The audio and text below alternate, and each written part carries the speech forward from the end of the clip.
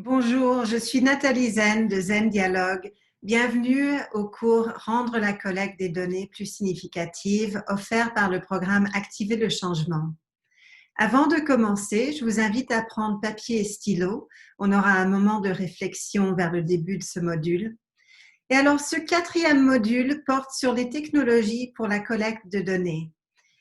Alors, je vais vous présenter de différents outils pour des différentes conditions pour l'administration d'une enquête, pour commencer, et ensuite je vous donnerai des exemples d'outils qui peuvent appuyer la collecte de données de différentes façons.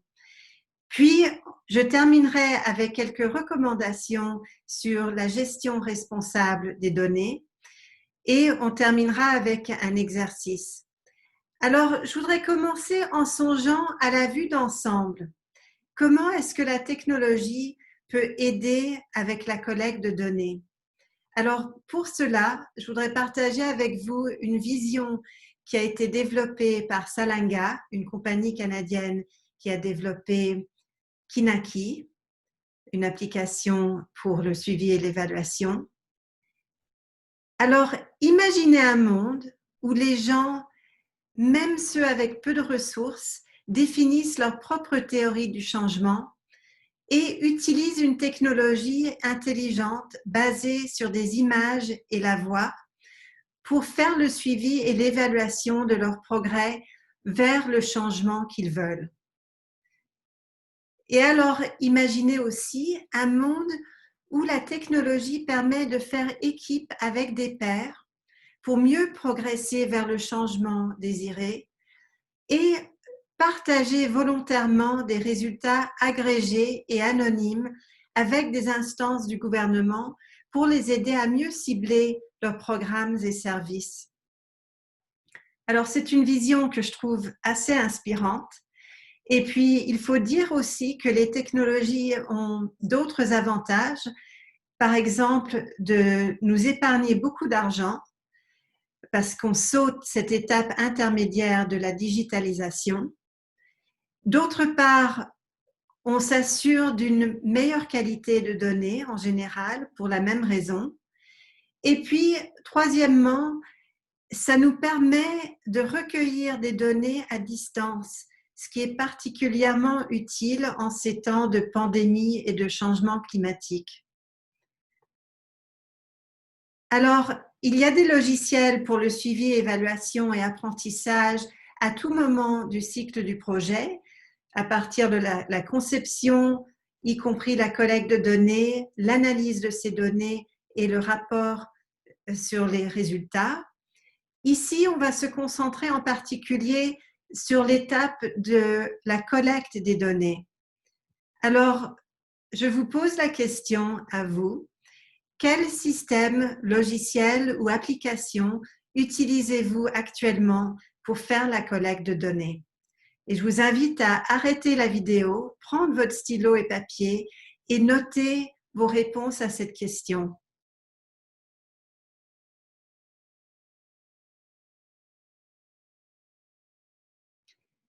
Et alors, je vais vous présenter maintenant plusieurs possibilités de technologies. Il y en a peut-être dont vous vous servez déjà, d'autres que vous connaissez, d'autres qui sont nouveaux pour vous. Alors, quelques mises en garde. D'une part, la liste de ce que je vais vous présenter n'est pas du tout exhaustive.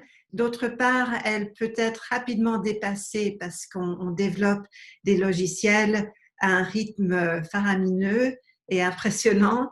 Et troisièmement, je veux être claire que je n'ai pas l'intention de vous vendre un logiciel par rapport à un autre. Cela dit, je trouve que cet arbre décisionnel est assez intéressant pour vous montrer un peu l'éventail de possibilités selon les cas de figure. Ici, ça se concentre en particulier sur les enquêtes et les sondages, les questionnaires. Alors, si vos répondants sont lettrés et que vous pensez qu'ils vont comprendre vos questions par écrit, vous pouvez songer à des sondages auto-administrés par vos répondants.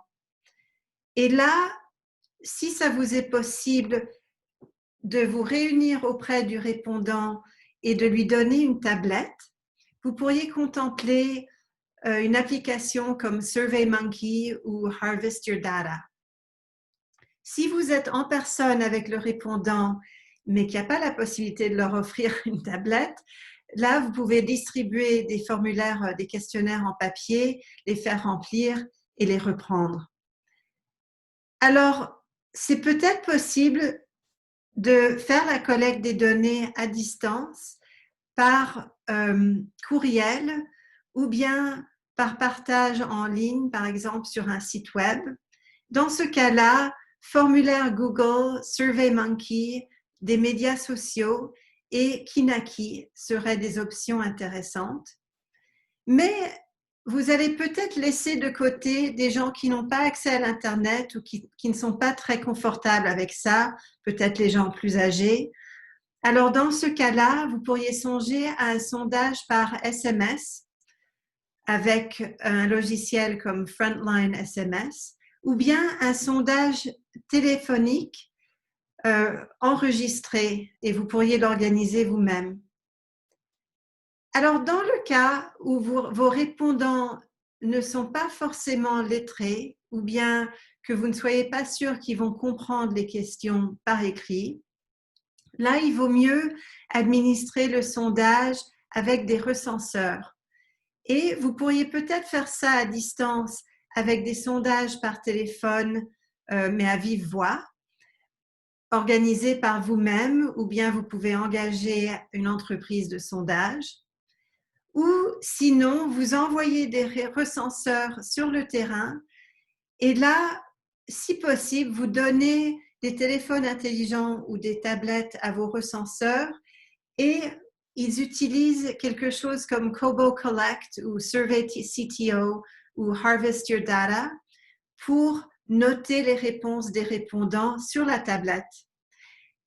Si ce n'est pas une possibilité, là, vous avez recours à l'option non technologique, c'est-à-dire le papier, et c'est le recenseur qui recueille les réponses sur papier telles qu'il les entend des répondants. Donc, ça vous donne bien une idée des différents cas de figure et des possibilités.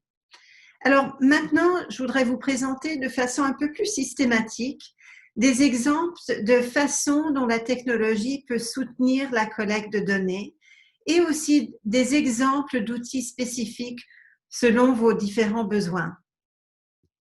Alors, les outils pour faire des enquêtes ou sondages en ligne, il y en a plusieurs comme vous voyez, et ça vous permet de recueillir les données en ligne, que ce soit en envoyant mail ou sur un site web, et puis de faire l'analyse, de filtrer, de visualiser les données, peut-être de les exporter vers Excel. Et je signale en particulier l'application Kinaki, qui est intéressante par son interface intuitive glisser-déposer. Après, il y a d'autres outils pour des sondages administrés par un recenseur. On voit de nouveau la SurveyMonkey, mais il y en a d'autres qui permettent de saisir les données sur téléphone intelligent, iPad ou tablette. Certains outils permettent de gérer plusieurs appareils à la fois, plusieurs travailleurs sur le terrain. Et il y en a aussi qui sont chiffrés de bout en bout. Après, il y a au moins un outil qu'on connaisse pour diffuser et collecter de l'information via SMS, Frontline SMS. Et il y a plusieurs outils qui vous permettent de faire des sondages en direct. Zoom est un de ces outils, mais aussi Poll Everywhere, Mentimeter. Ça peut être bien utile si vous faites beaucoup d'ateliers ou d'événements de renforcement des capacités. Vous pouvez demander à vos participants de remplir les sondages en temps réel, soit en ligne ou bien sur leur téléphone ou tablette, et vous avez les résultats de façon instantanée que vous pouvez visualiser et partager avec les participants en temps réel. Puis ensuite, vous pouvez exporter les données pour votre usage ultérieur. Bien intéressant. Après, il y a les feuilles de calcul qui sont très utiles pour compiler et mettre sur tableau vos données. Vous pouvez faire des calculs de façon très facile avec des formules automatiques, visualiser les données grâce à des graphiques, des diagrammes. Et puis, dans le cas de Google Sheets, vous pouvez faire une collaboration en direct, ce qui est vraiment intéressant. Et puis, plusieurs outils pour la collecte de données qualitatives. Si vous utilisez des photos, Kobo Collect peut vous aider à structurer et organiser vos photos avec des champs pour noter le sujet, les caractéristiques ou d'autres informations sur la photo. Après, si vous voulez faire une transcription automatique et facile de vos enregistrements, par exemple des interviews ou des groupes de discussion, il y a plusieurs logiciels possibles, y compris Speech to Text de Google ou Transcribe par Really. Et là, vous n'avez que prendre la transcription automatique, la relire et la corriger. Ça vous épargne beaucoup de temps et d'argent. Et finalement, j'ai mis Wordle, bien que ce soit plus pour l'analyse que pour la collecte de données, mais c'est vraiment le fun parce que vous pouvez donner à Wordle un texte, par exemple une transcription d'une interview ou bien des documents officiels, et ça va générer des nuages de mots qui visualisent combien de fois un mot donné apparaît dans le texte. C'est assez intéressant et rigolo. Alors, beaucoup d'options, beaucoup de logiciels. Comment les sélectionner et choisir entre eux? On vous offre quelques principes directeurs. D'abord, ça aide beaucoup de vraiment connaître vos besoins et de penser, est-ce que vous recueillez des données qualitatives et ou quantitatives? Combien de répondants et de recenseurs avez-vous? Quel est votre échéancier? Quels sont le contexte et la culture locaux? Et qu'est-ce que vous envisagez à part la collecte de données? Par exemple, avez-vous des besoins au point de vue de la planification ou de l'analyse ou des rapports? Parce qu'il y a des logiciels qui pourraient vous offrir une solution cohérente et intégrée. Ça aide aussi beaucoup de connaître vos moyens. Par exemple, est-ce que vous avez un budget? Parce qu'il y a des logiciels qui sont gratuits ou certains logiciels qui offrent une utilisation limitée gratuitement. Ça aide aussi de savoir combien de temps ont votre personnel et puis quelle est leur motivation à utiliser la technologie ou est-ce qu'il y a des technologies qu'ils préféreraient utiliser. On vous suggère aussi de vous approvisionner localement, surtout des équipements, pour faciliter le dépannage et la réparation en cas de besoin. Et puis, on vous suggère de ne pas faire confiance au marketing, mais plutôt de tester l'application vous-même, ensuite de faire un projet pilote avec de vraies personnes et un vrai sondage avec cette technologie. Et n'utilisez pas les données du pilote pour votre projet, mais plutôt pour l'apprentissage et l'adaptation. Et ensuite, faites un test sur le terrain avant de vous en servir ou avant même de le choisir. Et puis, finalement, impliquez votre équipe, l'équipe locale, les répondants et les recenseurs dans le processus de sélection dès que possible. Ça peut vous aider beaucoup à choisir quelque chose d'approprié pour le contexte. Alors, j'ai parlé au début du potentiel et des raisons pour lesquelles il est bon d'utiliser les technologies, mais il y a des instances où il vaut mieux ne pas vous en servir. Par exemple, si ça peut mettre quelqu'un à risque. Un exemple, c'est si vos répondants ou recenseurs seraient à risque parce qu'ils portent sur eux un téléphone intelligent ou une tablette, ça pourrait les mettre à risque de vol ou d'assaut, par exemple. Ou bien si la technologie est limitée par les autorités, ce qui est le cas dans certaines juridictions. Ou s'il est culturellement ou socialement inapproprié d'utiliser la technologie en question, par exemple parce que les gens voient ça comme un outil d'oppression, ou simplement parce qu'ils n'ont pas l'habitude d'utiliser cette technologie en particulier ou la technologie en général pour faire leur travail ou dans leur vie courante. Si vous n'avez pas de pionnier des technologies dans votre équipe, ça serait une bonne raison de ne pas avoir recours aux technologies. Et là, on ne parle pas d'un expert, parce qu'on essaye de démystifier les logiciels, mais d'un enthousiaste, quelqu'un qui a la volonté d'aller faire de la recherche, de regarder les possibilités, faire des essais, des pilotes et partager ce qu'ils ont appris. Ça, c'est vraiment un ingrédient important. Et finalement, si vous voulez utiliser une technologie qui n'est pas accessible en première ligne dans la zone où vous travaillez, là, il vaut mieux pas. Donc, c'est bon de faire votre recherche dès le début pour que vous ne vous retrouviez pas dans cette situation. Alors, avec toutes ces possibilités, la facilité d'utiliser la technologie, on recueille maintenant et on archive des quantités vraiment massives de données, mais on n'est pas toujours vraiment au courant de comment gérer et stocker ces données de façon responsable. Donc, je voudrais partager plusieurs concepts importants et aussi donner quelques suggestions. Premièrement, la confidentialité. Là, c'est par rapport à qui connaît l'identité du répondant et avec qui est-ce que ces personnes partagent ces connaissances. Alors, la confidentialité, c'est vraiment une nécessité si vous voulez des réponses honnêtes, surtout en ce qui concerne les relations de pouvoir.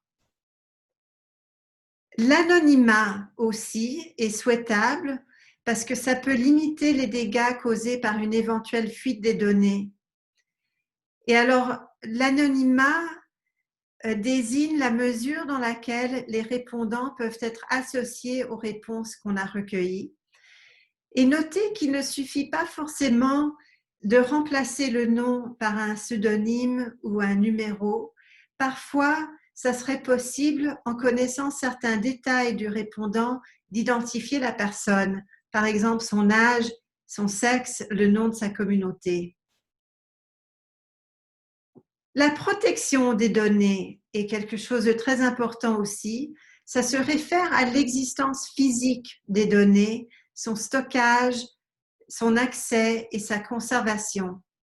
Alors, on vous suggère de planifier dès le début ce qui va se passer après le projet avec ces données. Où seront-ils stockés et à quel moment est-ce que vous allez les supprimer?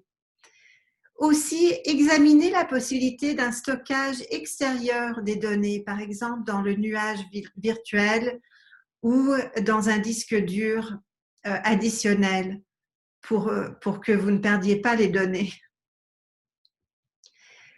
Aussi, et finalement, la sécurité des données est très importante. Ça fait référence à la menace d'origine humaine par rapport aux données. Par exemple, un accès non autorisé aux données ou l'intention de vous empêcher d'accéder à vos propres données.